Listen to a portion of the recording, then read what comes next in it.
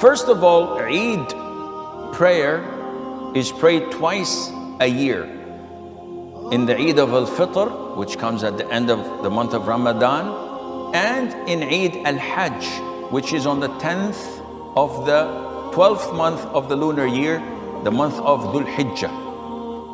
And the format of this prayer is the same.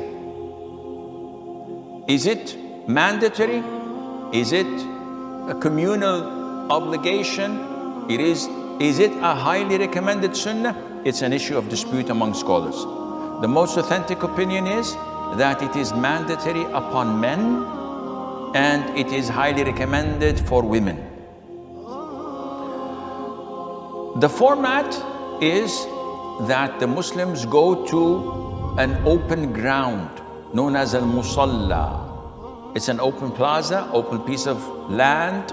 Usually it's outside the skirts of the city or the town. And this is what the Prophet used to do, alayhi salatu wasalam. Therefore, praying it in masjids is not the right thing to do. So many Muslims all over the world pray it inside the masjid.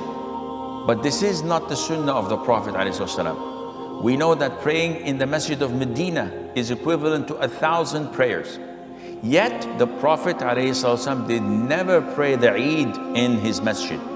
He used to take the congregation to Al-Musalla, and they would pray in the open area, under the open sky. And the way to do this is to offer 2 rak'ahs, like normal rak'ahs. But the only difference is that in the first rak'ah, he offers 7 takbirs. And in the second rak'ah, he offers 5 takbirs. And the difference of opinion whether the 7 takbirs are included with takbiratul ihram or excluded. I'm inclined to follow the opinion that says it's 7 and you add these 7 to takbiratul ihram. And this is done like so. You say Allahu Akbar. You read Dua ul-Istiftah, which is Sana, as they call it in Urdu. And then you make 7 takbirs. Allahu Akbar, Allahu Akbar. And the most authentic opinion that you raise your hands with every takbir. And after you finish the 7th one, you say A'udhu billahi minash shaitanir rajeem, Bismillahir Rahmanir Rahim, and you read the Fatiha and Surah Al-A'la, Sabbih Isma Rabbika Al-A'la afterwards. This is one of the surahs prescribed. And then you make your ruku', your 2 sujood, and you stand up saying Allahu Akbar, and then you recite 5 takbirs after that. So you say Allahu Akbar, raising your hands, and then you recite Fatiha, Surah, and you continue your prayer as usual. After the Imam finishes the prayer, he goes and delivers 1 speech. And this is an issue of dispute. Scholars differed. Some of them said he offers 2 speeches and he sits between them, as in the case with the Friday sermon.